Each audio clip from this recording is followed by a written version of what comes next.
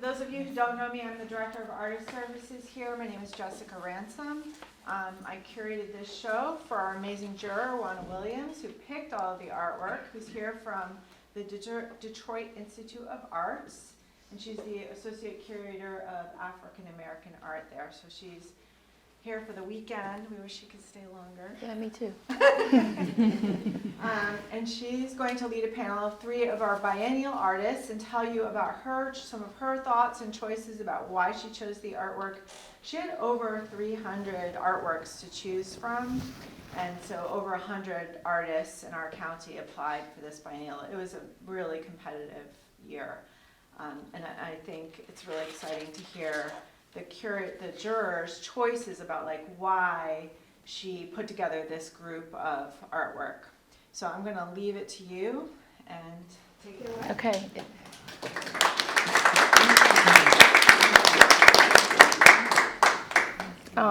So strange being mic'd and not having one to hold, so I'll try to keep my hair out of the way. But I wanted to just start by introducing myself. So like Jessica said, I'm from Detroit. Jessica contacted me in 2021 to jury the biennial, and a lot has happened and changed since that time. But I was thankfully able to jury it digitally, so I was able to do it from Detroit and then come down, and I was really excited to see the work in person. Of course, everything looks more amazing in person. That's the best way to experience art. But really what I was thinking about in terms of jurying, obviously I wanted to think about technical skill and which works made the most sense in terms of that. But I was also thinking about this area of the country, this area of the state. This is not an area that I spend a lot of time looking at art in. I'm not usually called to this area to look at artwork. But I think one thing that is very true and throughout my curatorial practice is recognizing that there are creative people everywhere, that there's art everywhere. You don't have to go to New York or London, all over this country and all over the world, there are creative people, and I think this show is one example of that. This is not necessarily an area that people are drawn to look at art. It's not a huge art scene here, but there's definitely a lot going on. And even from coming here and going to the opening, there were so many people that pointed out other places, other artistic spaces that are happening here, not just museums, but artist-run spaces and things like that. So I'm excited to spend more time here during this trip and also to come back and try to just connect with a lot more artists and creative people. And so I wanted to show a variety of what type of art is being made here. So of course I had to show paintings of the beach because how could I not? But you'll see a few of those, but all of them have their own story. So it's not just a landscape, it's not just the beach and the horizon. Most of them have people in them, and there's some type of story that kind of ties into it. But then I also wanted to think about just, diversity in terms of figurative work, abstract work, the different mediums. So there's painting, there's drawing, there's printmaking, sculpture, there's an installation, which is pretty exciting, a video piece. So if you haven't looked through the exhibition after this talk, you should go through. So that's my spiel for the beginning. And then I want to let the artists introduce themselves. So I went through and Jessica and I worked together to choose artists for this panel discussion. They all submitted, in addition to their work, an artist statement, and so I was able to kind of learn a bit more about their practice outside of that 1 or 2 pieces that they submitted, and I thought that these 3 people were good choices to just have a conversation with because they all have very different practices, and I thought, in the same way that I wanted to show diversity through the exhibition, I wanted to show that through this talk. So, Kim, if you want to get started, just a brief introduction of each of you. Hi, my name is Rae Taylor. I'm one of the artists in the exhibition. I have 2 pieces that are part of a series I've been doing that explore nature, but through more of a context of upcycling and using that as kind of a launch pad for drawing. So although they're more collage, I guess they'd be classified, I think of them as drawings. So. Okay. Pia? My name is Pia Dugger. I'm extremely happy for being here, so thank you to Jessica, thank you to Juana for selecting me to be one of the panelists today. I'm a painter. I paint in oil and acrylics. My inspiration really is drawn from nature, from bones specifically, and some local wildlife, which I combine with some glitch imagery. So there is a good contrast going on in my paintings. I have 1 piece in the show exhibited. It's called Autonomy, and I'm excited to speak a little bit more about the piece and the story behind it. Hello, my name is Annina Ruest. I live in Jupiter, and I'm originally from Switzerland, and I make digital art. And the piece that I have in the show is called Pack Mom, a game about gender, work, and food insecurity. And it's a game, so you have to like go up to the computer and play it. Also, I don't remember what I wrote in that artist. Anyway, yes. So that's enough about me. Let's. Thank you all for being here and for introducing yourself. So I kind of wanted to start with you all talking about why you chose to apply. I think that applying to juried exhibitions is an important part of artists' careers, especially towards the beginning, but really all throughout it. And as a curator, it's really interesting for me to jury exhibitions because I get to see so much work. And this is, sometimes it's artists that I wouldn't run into otherwise. And so I think, especially in an exhibition like this, where it's regional, you have to live in this area. I think it was a really good opportunity for me to meet a lot of different artists, and even artists who I don't necessarily think fit into the show, I might call, for another show in the future. So it's a really good opportunity for me, as a curator. But I'm curious of, how you think this affects your career and why you chose to apply to the exhibition. You're looking at me, so Any of you can start. I'm happy if you start. For me, I haven't been down here that long. I guess just over 2 years. So although I've been showing at different spaces, I'm originally, I moved here from the Midwest, Cincinnati, Ohio to be exact. So for me, I thought, I've seen the Biennial before. I guess it must have been the last one. But I thought I liked this space. I come to a lot of the openings, and I thought it would be a great way to connect to other artists locally, and also another way to introduce my work to the community on a broader scale. Okay, yeah, that makes sense. I kind of second that sentiment. Yeah. And for me, really, I'm an emerging artist, so I'm not really established yet in the area. So that obviously was an opportunity to say, hey, I'm here, I exist. And we spoke about Florida, what Florida means to a lot of people, which is obviously the beach, the beautiful weather that we have here. But I think as artists, we may see it differently. It's not just all about the sunshine state that we are in. So I wanted to just share a piece of my Florida, what it means to me. So why did I apply?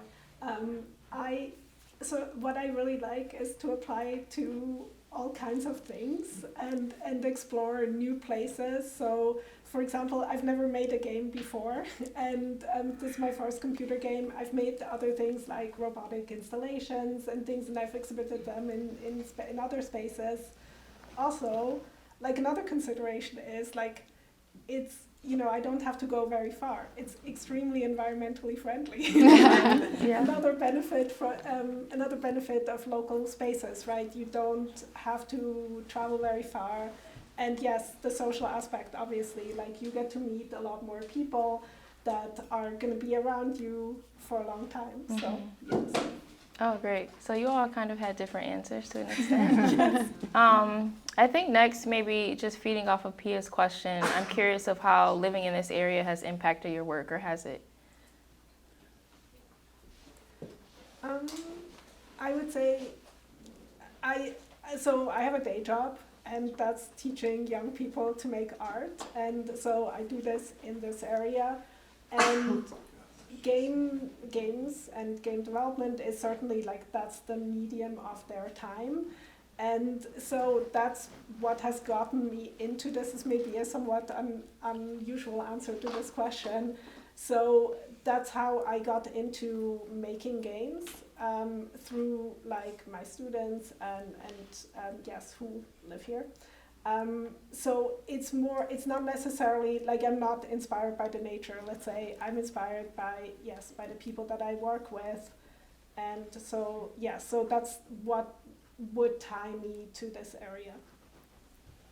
Yeah, Kim, I don't know if you have another response, since you deal so much with thinking about environmentalism and recycling. I do. For me, moving here, especially from the Midwest, and being down here during times of year when it's typically very cold and very gray, Mm-hmm. that I've found unintentionally has spoken to my work. I see it in choice of color and then different kind of motifs that appear. I also find that sometimes the cultural climate kind of blots out some of the, the political upheaval down here that sometimes eclipses all the good things about the state. So for me, I find that being here is kind of, it could be a number of contradictions, but at the core of my work, like what you mentioned about the environmental aspect, I think that kind of stays as a kind of a steady anchor point or thread to what I do. Yeah, I think we're all impacted by what's happening around us, whether we make art or not. It's kind of hard to ignore what's happening like right in our own neighborhood or in our own state. But of course, like what's happening across the country, I think relates to all of your work as well. I think for the next question, I'd be curious to talk more about general influences. So like, do you have any artistic influences that you look to inspire you or anything like that? Anyone? Yeah, obviously activist art, the Guerrilla Girls, activist art from like the 1960s, the 1970s, yes, and from today. So I would say it's activist art, except that, I don't make necessarily, I brought some visual aids, but I don't make posters. I make games that have a similar function to sort of like talk about social issues in a visual way and to maybe draw people into that. So so those would be my influences. Is that sure. a good answer to it? Can you show some of your visual aids? What? You want to show? No, I thought I would have to talk about the work, so We can still get there. Yes, we can still get there, but I'm not sure if this is the time and place to do so. Sure, go ahead. You can show them if you want to talk more about the piece. If you want to, I practice my most shortest, most succinct way to talk about this, and this involves these pieces here. So my game is called Pac-Man. It's, you may know this game from the 1980s, like some of you are too young for the 1980s. If you're older, you may remember this game from the 1980s called Pac-Man. It's about like this yellow ball eating food dots. And so my game is called Pac-Man, and this is Pac-Man. So this is Pac-Man. And she has to work harder for the food dots because of the gender wage gap and possibly the affordability crisis. But the gender wage gap, certainly it's an intersectional thing. It affects women more than Pac-Men. And she has to face perils like, the patriarchy. So I'm glad you understand the visual humor. So there are lots of ghosts in this game that affect her, and like there are ghosts that affect her more, like most recently abortion restrictions, and those are in there as well. And when you as a player you lose the game, you get a lot of useless advice from self-help literature. So self-help literature is often directed at women to, maybe you should have been more confident, maybe you should have smiled more, maybe you should have leaned in more, etc. And that sort of like takes out the idea that the issues are more systemic and are not necessarily just like you, the individual who's done something wrong. So yes, so that's the game, and it's out there if you want to play it. It's also on YouTube. Yeah, So it's so good.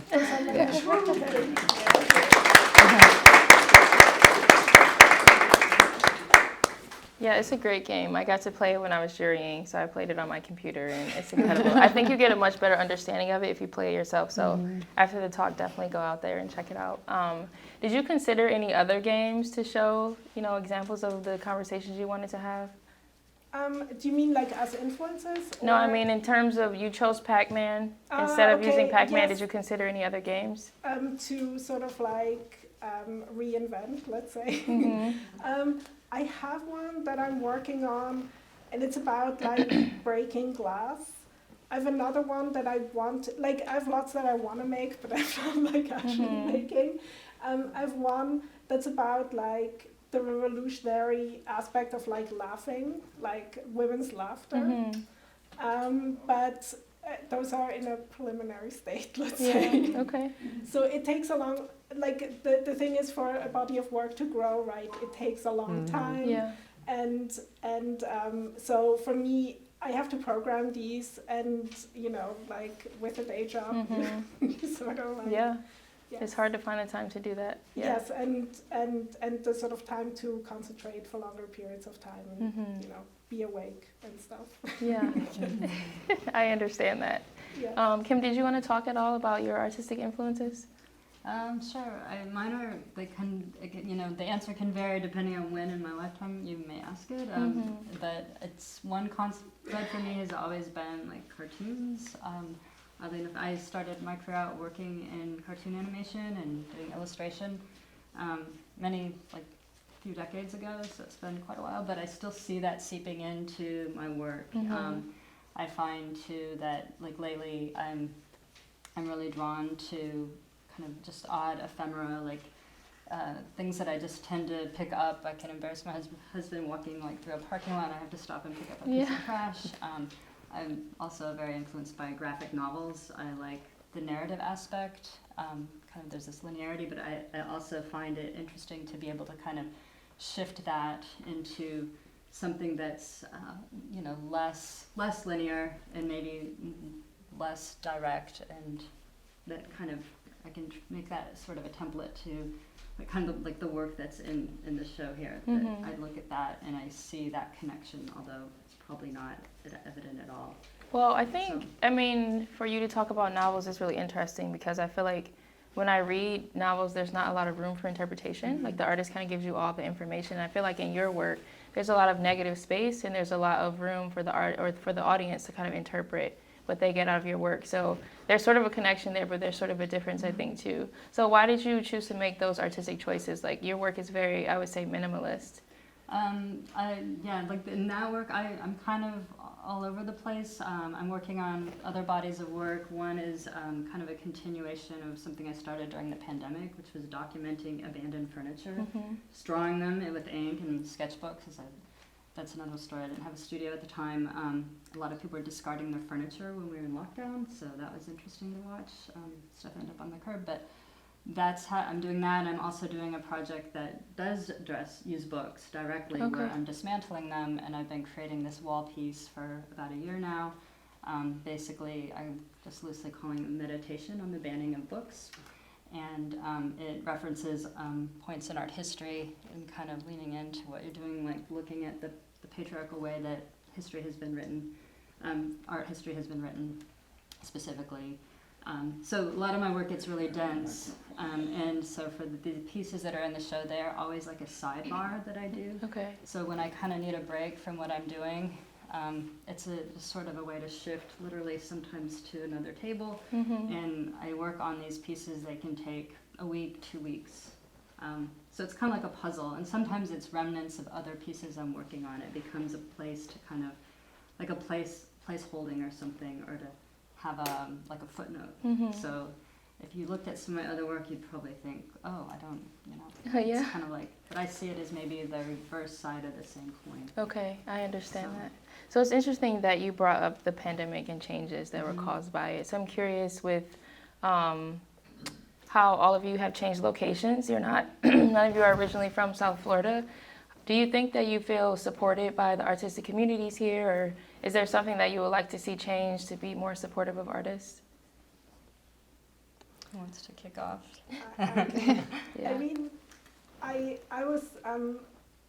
understand that, like, that this is a place that brings together a lot of people, and this is really great. Like, for me, possibly what I would be interested in, obviously, is to have more digital artists around me, and obviously this is something that I would have to do myself, and actually make happen. So this would be something that it's not necessarily that I feel so much of a lack of, but it would be nice to have.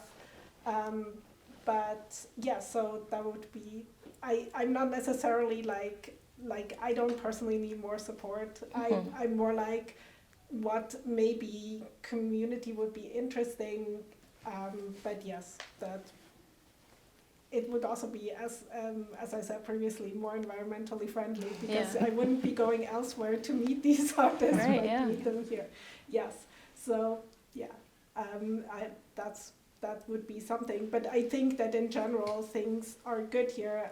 In terms of like the community and having artists around, etc. So I'm not necessarily lacking or anything. Okay, good. Yeah. Anyone else want to answer? It's definitely a close-knit community, and the opportunities and the support, they're there. I think the difficult thing is initially where to look for those groups and other artists, but then once you're in it, then it's just like a big world opens up, and meeting so many different artists with so many diverse backgrounds and just different styles is just wonderful. And I think as we were talking about inspiration, I think that just serves as a source of inspiration as well, because we may have similar viewpoints or we have completely different viewpoints, but we all have a different approach to just express ourselves. Yeah. Yeah, like, so for example, the evening when this was opening, my friend was having a premiere of his documentary, and it was, so there's certainly not like too few places to go to. So this is certainly, it's certainly a busy area, and it's certainly like very prosperous. So, for example, the place where I was previously living in Syracuse, like most of the art community was surrounding the university. And that was Syracuse, New York, and here it's much more. It's much more sort of distributed. It's not just like one institution that has this that sort of monopolizes the community. Let's say. Yeah. Kim, did you want to answer? Yeah, I mean, I agree with that. Sometimes you have to kind of, divide and conquer. You have to figure out, oh, well, I want to do that, but that's happening, and then so that's kind of like a good place, it's a a good problem thing. to have as Yeah, an it is. artist or any kind of creative. So I felt very supported for those reasons, that there's so many different spaces and there's always something happening, some very culturally engaged shows, curation as well, and unexpected little pockets to find art, and I'm very appreciative of that. The one complaint that I have, at least like lately, is just there seems to be a lack of studio space. Okay. And that seems to be a problem that other artists I talk to, they also, Yeah. And also, I mean, the affordability crisis is intense, especially for younger people, like people in their 20s and possibly 30s, Yeah. Teens, etc. It's like, I mean, that has happened in the last 5 years that I've lived here, I would say. So obviously then more out of the way places might be more like, thinking of Syracuse, might be more attractive because living in studio space might be less expensive, especially for people who are young and who may not have the resources to, Yeah, I hear that a lot from artists across the country, that studio space is so difficult to come by. And I think it's getting more and more expensive every day. So that's a hard part, I think, of a lot of artists' practice, especially emerging artists, I wanted to, in addition to that support question, I wanted to talk about, you kind of mentioned earlier why you applied. And I know the show hasn't been up for very long, but you all came to the opening, so I'm wondering if you found any benefits so far from applying and from participating in this show. Did you get to meet any new people at the opening, or, has anything positive come from that? I discovered new artists like Lupe Lawrence. I want to know more about her work because it sort of chronicles a view of Palm Beach County that I find interesting. And so, I saw your works, etc. And so, yes, you're sort of like drawn into new worlds. So, yeah. Anyone else want to answer? Absolutely. Meeting new artists, and Kim and I we've connected over Instagram, and we were following each other for the longest, and then we met in person here for the first time. So it was really nice to make that connection. Oh, great. I love when that For happens. me, I Yeah. find that I know people. I'm not really always the best at names, but if I can see their artwork, I'm like, oh yeah, I know. Yeah. You know, so it was nice to place names with artwork and then of course faces. So. Yeah, and hear firsthand from the artist really what the inspiration is behind it all. Yeah, that's always my favorite part, Yeah. talking to the artists and understanding why they created the work and what artistic choices they made. That's one thing that I love about going to openings, especially as like a juror or curator, to be able to have those conversations with artists. So I wanted to kind of shift a little bit and talk, I guess, more about your practice specifically. So you've talked about the works that are in the show and a little bit about the work you're making now, but have there been any shifts in your practice over time to lead you to this place, or have you pretty much been making the same type of work your whole career? I can speak to that. So generally what I create, and I mentioned this during my introduction, is a variety of different skulls and combination of glitch backgrounds. And for me as an artist, it was always about looking inward to really seek my inspiration. And it was, and still is, very tied to my emotions. How do I feel about certain things? How does it impact me emotionally? Does it make me sad? Does it make me angry? And then I would visualize it in form of a skeleton, pretty much. The piece, however, that I have in the show was conceptually very different. Usually when I create, the title of a piece comes to me first. So I know what the name is of the piece, and then I create. And it's very calculated. With Autonomy, which is in the show, it was kind of the reverse. It didn't have a title. And it was something that didn't come from looking inward. It was something that came from just looking outward. It was more about not my current state of how I felt, but really what I aspire to be. Where do I want to go? What actually brings me happiness? What brings me joy? So kind of breaking out of the rut. And so I created. I found inspiration from wildlife, from green heron. I see them around all the time. I love them. They're a small bird, so you wouldn't really pick them out immediately. But they have a really long neck, so it's really interesting. And I started painting this bird, and then the background kind of came together, which wasn't colorful. Usually the main subject or specimen is muted and my backgrounds are colorful. So this is the flip.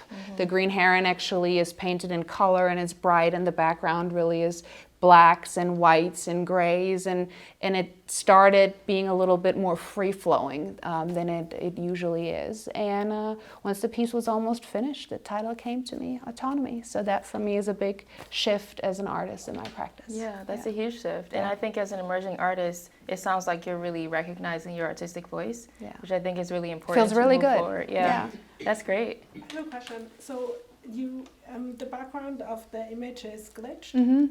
And I'm curious, like, would you? So you're combining painting and digital kind of practice. Yes. And I'm curious what, like what that means to you, or like what the digital means to you. Yeah, thank you for asking that. So it's really the natural versus the artificial, right? So the natural being, whether it's a skull or whether it's an animal, versus really how technology and the outer world is influencing us. And it's kind of a little bit of a push and pull and a struggle, even though I think there is the possibility for nature and technology to live in harmony, but it is not yet, and maybe we'll get there at some point. What is the image that you glitched off?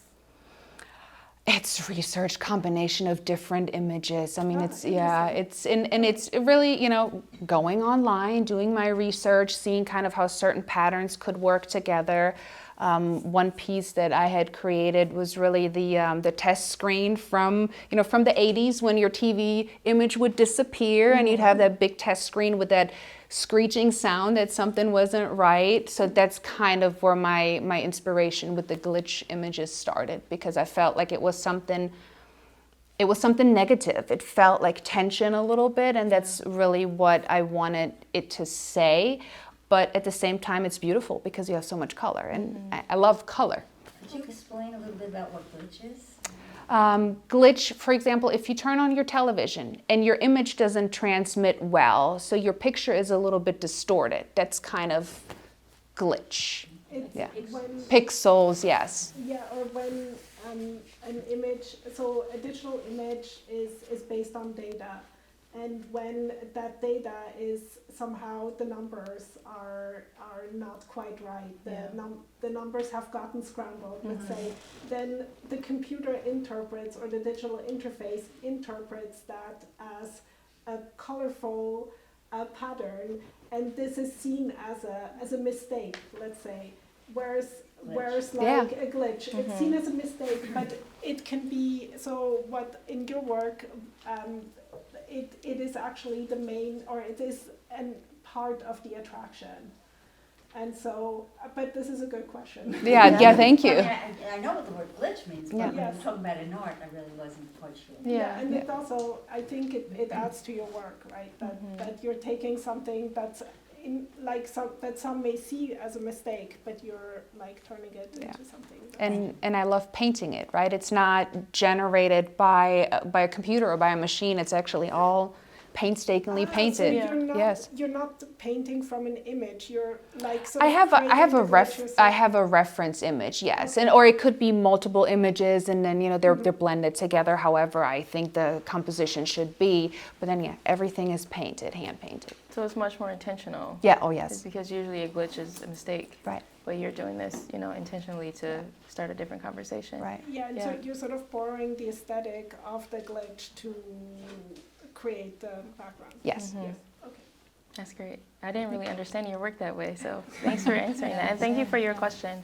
Annina or Kim, did you want to answer the question about how your practice has changed? I can speak more broadly, and that again, like mentioning my background, how I started as an artist. But over the years, I've explored a range of different imageries and approaches to it.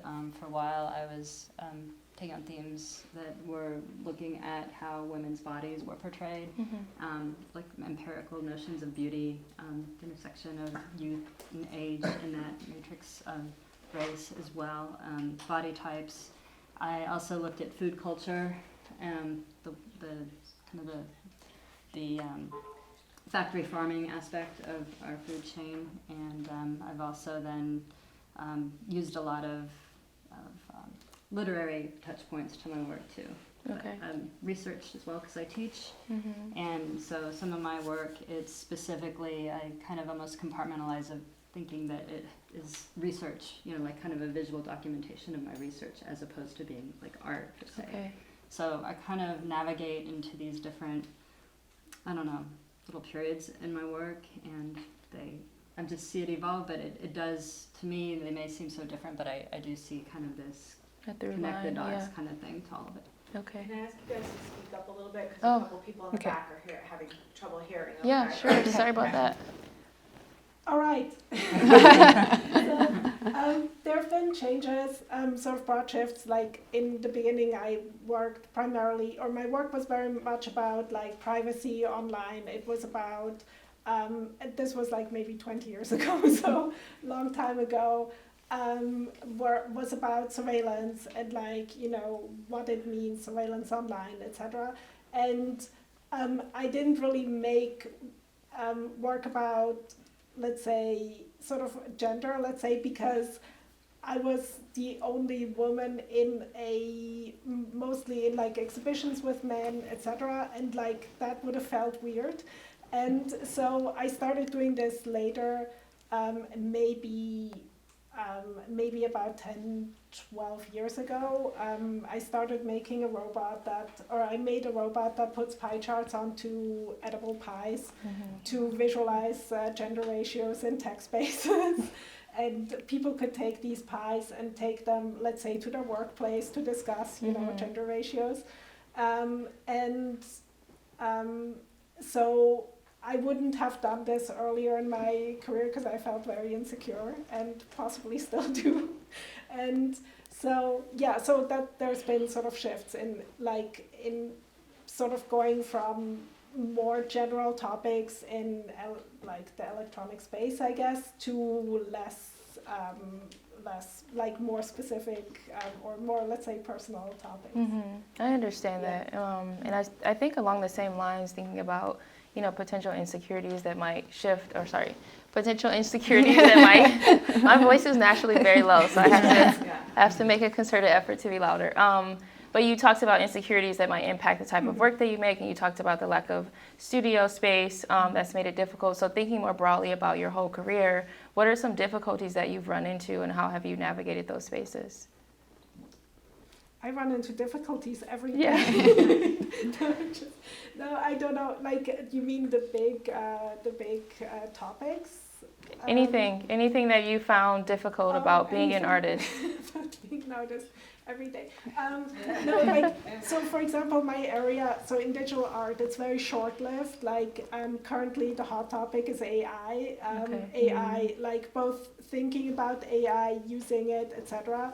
And that's what a lot of people are making art about, and it's currently the topic in my area, let's say.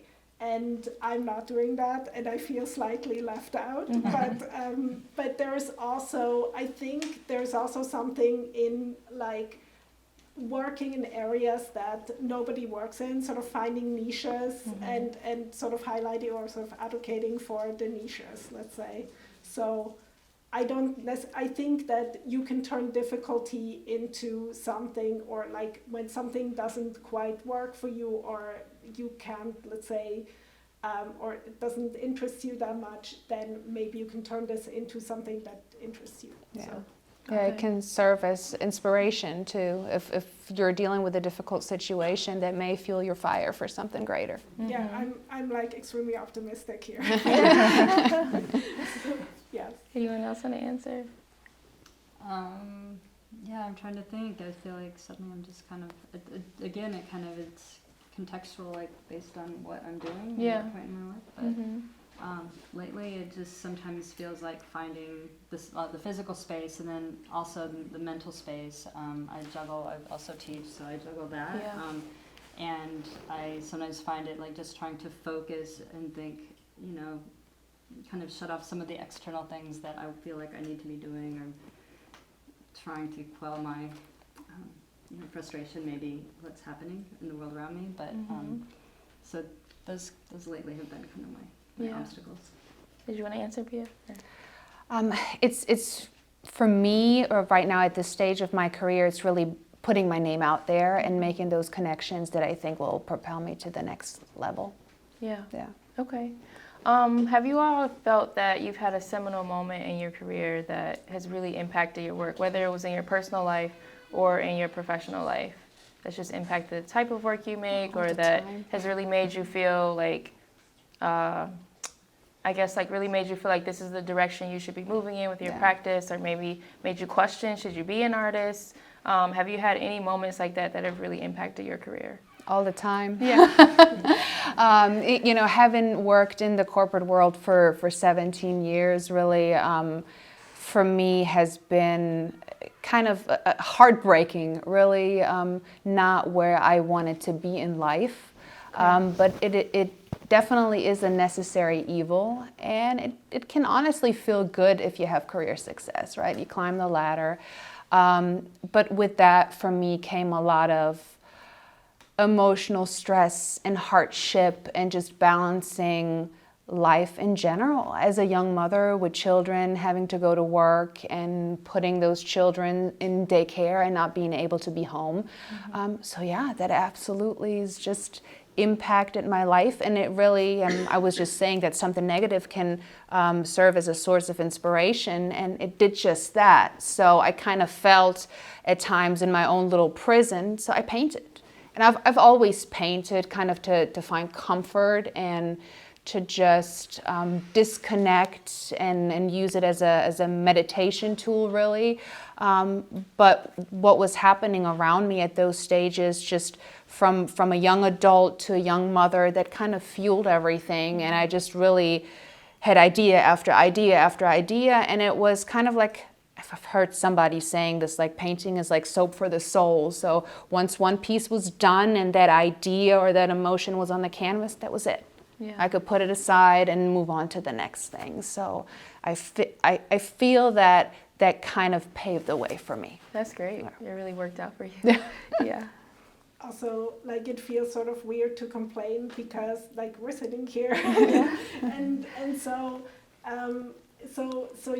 I feel like, I mean, there's certainly been moments where you become aware of your own privilege. Like, so for example, when you have kids, you realize, you know, especially if you have a somewhat flexible job, you realize, like, it could be much worse. And but it also, I think it creates, so while you may, or I did not experience this myself so intensely, it does create a certain level of empathy and with others that, like, it, I think that, yes, becoming aware of your own privilege through experiences in life does that. I'm not particularly articulate about this, but yes. So I know what I can certainly empathize that these sort of big changes in your life can lead to that. Yes. Did you want to respond, Kim?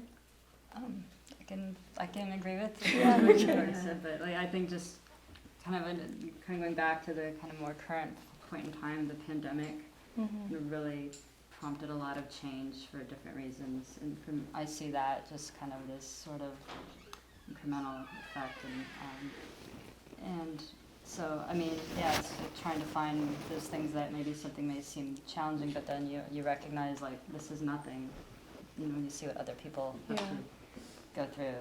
So keeping that in kind of in the forefront of your mind and just finding a way to continue what you do. Yes, I've seen kind of in people's work or in exhibitions that have been curated. I know we've talked about, for example, Afrofuturism, that after the pandemic, people are looking more towards, like, hopeful shows. And I'm just curious as a curator, like, that I'm curious, have you observed that too, that people are looking towards sort of like art that gives them hope? I didn't expect to be questions. I think it's 50-50. I've noticed that a lot of exhibitions now are focused on environmentalism, which is, you know, a very important topic of our time. And sometimes they're hopeful and sometimes they're not. So I don't know that I necessarily saw a shift because of the pandemic, I can't say. But that kind of leads to my last question. We're kind of running out of time, and I want to leave time for questions from the audience. Pia, you already kind of touched on this, but I wanted you to talk a little bit about your motivation to create. You know, like, why have you chosen this career? Why do you choose to get up every day and make artwork? And I'm curious of, you know, like, is it impacting other parts of your life? Is making art somehow positively impacting, you know, other parts of your life? It's a big question. Yeah, so I can give a very short answer. I take inspiration primarily from younger people and like their I guess interests, more broadly speaking. And so so that motivates me, and that's why I make things. I mean, not necessarily for them, though. Like, I don't think they think my work is cool, but but like, it motivates me, and like, we have totally different problems and things like that. But yes, that's why I make. Anyone else want to answer? I can add to that. I mean, well, I joke that it's cheaper than therapy, but there is something to that statement. It depends what kind of supplies you need. That's very true. Yeah. Or your space. But, I mean, as a teacher as well, I see it kind of like they fold into each other, like my practice, and then how and why, you know, what motivates me to want to teach. And I see art more broadly like having real value, and how that can empower people that maybe they don't see that they're an art. My philosophy is that everyone's an artist. It's just how they express that. You know, it doesn't have to be you're painting something to hang on a wall. Yeah. So for me, that just kind of propels me along to improve myself in what I do, so that I can then pass that on to others. Yeah, that's beautiful. So. Yeah. Do you have anything you want to add? Well, definitely impacting others. I mean, first and foremost, I create for myself, and it's the urge to create and just to kind of illustrate my personal story. But I've learned that my story may not be so different from somebody else's. So for me, it's beautiful to be able to put it out there and see other people to connect with it, or even have a subject talked about that usually isn't. Well, thank you. Well, thank you all for your time. I Thank appreciate you not just being here, but sorry, I'm not done yet. Not just being here, but sharing. I think working as an artist is such a vulnerable position to be in, to share so much of yourselves. And so I think we all can say we appreciate you being here and share more. I've learned so much more about your practice in this, 40, 45 minutes than I was able to reading your artist statements and journeying your work. So thank you so much for being here. I want to open the floor for questions. If anyone has questions from the audience, this is your chance to ask. What? No questions? Okay, Oh, it's one here. Yay. And I'm sorry for not having seen the work first, but I'm like struck and pleased that all of you are women. So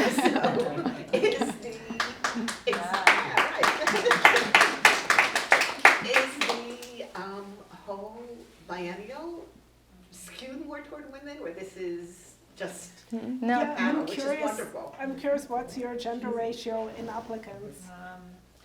I don't know, I could figure that out, but we have, a lot of male artists in the show. Well, I don't know, I can try to figure it out and get that back to you, But but there's no pattern, let's say. no, not that I Okay. noticed. I'm just curious. I don't. Yeah, There's no. no need just for curious. statistics. Okay, No, good. But make no No need mistake, for- it's very pleasing. And please take a look at our work, because it's all very different. Yeah. Yes, very I'll different. have to see the work after. Okay. We have a question in the front here. Yep. No, Go ahead. You go first. And then So I'm a watercolor painter, and what do you do when you just don't get the motivation to pick up the brush or do something? How do you motivate yourselves? I would take a nap first. So, I don't know. Like sometimes when I'm unmotivated, I'm just tired. Yeah. So taking a nap.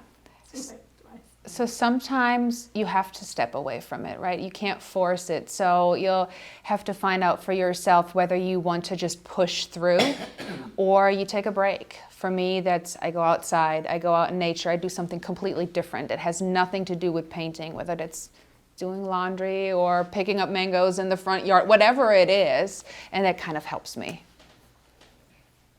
I like to ride my bike to clear my head, but I also, if I'm kind of in a rut, I will just start, find some interesting recipe or read, or I might, treat myself to some ice cream. Or, I don't know. Sometimes it's just like getting out of your head a little bit, getting out of your own way. I just, since COVID, Yeah. I can't seem to get back into it. I have one suggestion that I do with my students, and with myself, and it works, that's why I do it with my students, is that I will just take scrap paper, so like maybe stuff you're gonna just chuck into your recycle bin, and just throw some paint on it, or smear something on it, doesn't have to be paint, and just see what's there. And sometimes it can prompt, it's like looking at clouds and you see something in the clouds. Right. Sometimes something might present itself and it can kind of propel you into another direction. Yeah, But it's that experiment. low investment, sometimes when Yeah. you buy the supplies and the paper and it feels like something's too precious, you don't want to mess it up.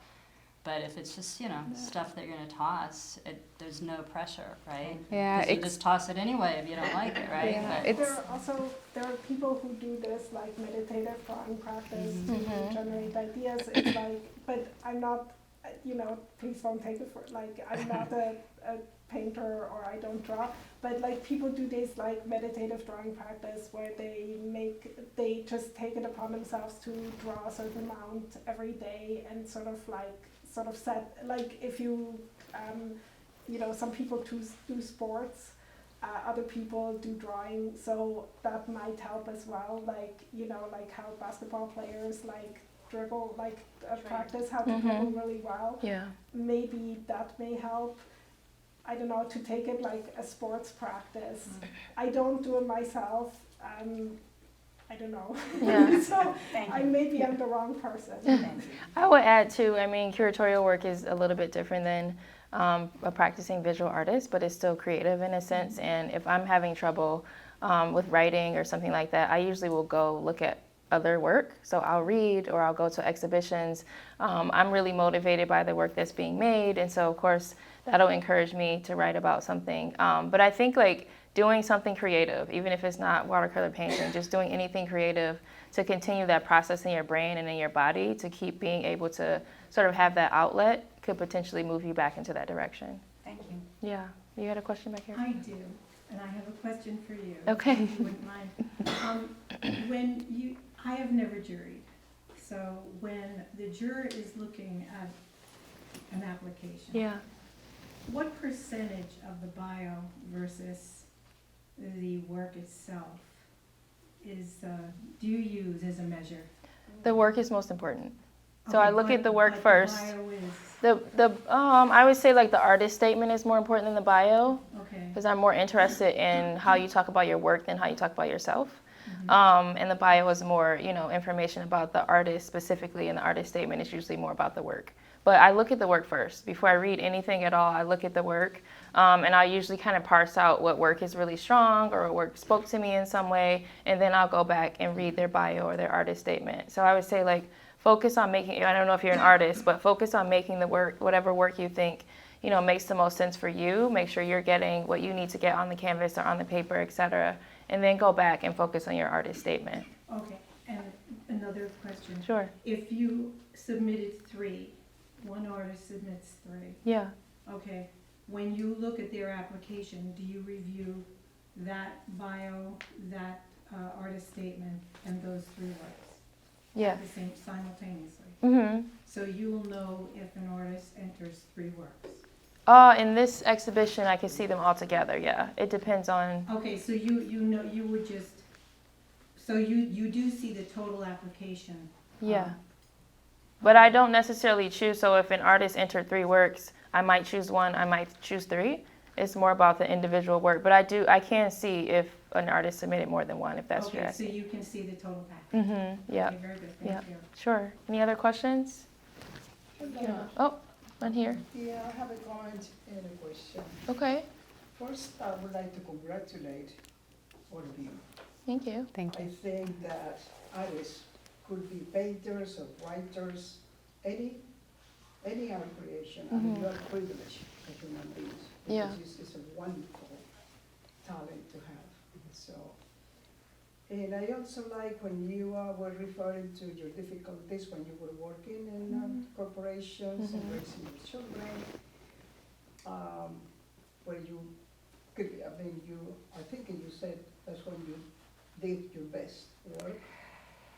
I don't know that I would say I did my best. I think it really motivated me to do work. I have obviously different pieces that I feel more connected to, some because I think they're executed better than others, and some may not look as great, but there's an emotional attachment. So I don't know, it's difficult for me to say that, this particular thing is my best work, or this time in my life is when I created my best work. Just because you reminded me of Pia Dugger, Oh, yeah. I love her, where yeah. the best work came out of pain. Yeah. But art is really a powerful therapy for everyone. Absolutely. Yeah. Thank you for your question. Back in the Hi, back here. Going on my friend's question about looking at the artwork when there's 3 submissions. Yeah. I always wonder, and in your case, it would be your answer, I know it's going to be different for every juror, Yeah. but are you looking for consistency in the 3 pieces? Or if somebody has 3 different subject matters, but they still created it, maybe one might be a painting, one might be construction or something like that. How does that affect when you look at the 3? I jury each piece individually. So it doesn't matter if they're consistent? No, that doesn't matter at all. I mean, that only matters if it's supposed to be shown together. Sure. But if they're individual pieces, it can be photography, ceramics, and a painting. It doesn't matter. I jury them all separately, and then that's why I was saying I look at the work first, because I don't think so much about the name of the artist or the writing that they attach to it. I just look at the individual piece, and that's why I was saying it might be 3 pieces that are submitted. And I mean, even in this show, for some artists, I chose 1 of their 3 or 2 of their 3. And for some artists, all 3 pieces were very strong, so I may have chosen 3. But I never group them together. I always look at them individually. Thank you. Yeah. I Yes? just have a question. Do you all work on multiple pieces at the same time, or 1 per piece? Or till you're done and then you go to the next one? I think it's probably different for everybody. For me personally, I work on 1, and that's it. I stick with 1, and then when it's done, I move on to the next. And it has to be finished before I move on to the next. I probably have 5 or 6 different things going right now. So I don't know if that's a healthy way to work, but No, I mean. It works for you. It's your way. Yes. I do mine simultaneously, Mm-hmm. you know, so I'm just wondering whether other artists do it that way, or. I for one, I have work that I do just in my studio, like for space reasons, like size. But then I have all these books, these small sketchbooks, and you could ask my husband. I can be very obnoxious sometimes. Like I'm just sitting there scratching away, like drawing, and like sometimes we're watching a movie or in bed, you know, like and I just need to like decompress. And drawing is usually the space for me to do that. Mm-hmm. So that I often. I don't know, it's something very different, but I see how it can feed into the others. So I don't like to compartmentalize it. I just kind of I don't know, it kind of depends on this physical space that I'm in, what I make. And so for that reason, it's always like, yeah. And the size also of what you're making. Exactly, Yeah. yeah. So, Did you want to answer? I work currently. It's the last week of classes, and my students have to finish their things, and they often need technical help. So I can say with absolute certainty, I'm working on 14 different pieces. They're just not my pieces. Yeah. What age group do you teach? At the 18 to 22, 23. Oh, so you're doing college? Yeah. So I'm working. I'm sort of like giving them technical help. So I'm working on a lot of people's pieces, just not on Yeah. mine. What do you teach? Digital art. No, but where? At FAU in Jupiter. Oh, okay. Well, thanks. So, Thanks for yes. your answers. Thanks for your questions. In the interest of everyone's time, I want to say thank you all for being here, but I can stay behind. I don't know if the artists can, if anyone has any other questions. Thanks so much. Can I also say a couple things? So their work, if you go out the door, Pia and Kim's work are right here on the right-hand wall, and Annina's Pac Mom is over in the little cubby over around the corner. They should go sit next Stand in front of Yeah, our work. answer some questions. Yeah, they should go stand there Yeah. to work. just for like 2 minutes. Also, we have a People's Choice Award for the Biennial. Everyone can vote once a day during the run of the show. There's a box towards the front of the gallery. You just need to write the artist's name, the title of the work, and your name, so you can vote for the work. And I should let you know that we have in 2 weeks, May 11th, for the artists here, we have a Legal Issues for Artists Institute for Contemporary Art workshop coming up. So please feel free to register for that. And thank you all for coming. I really appreciate it. Thank you.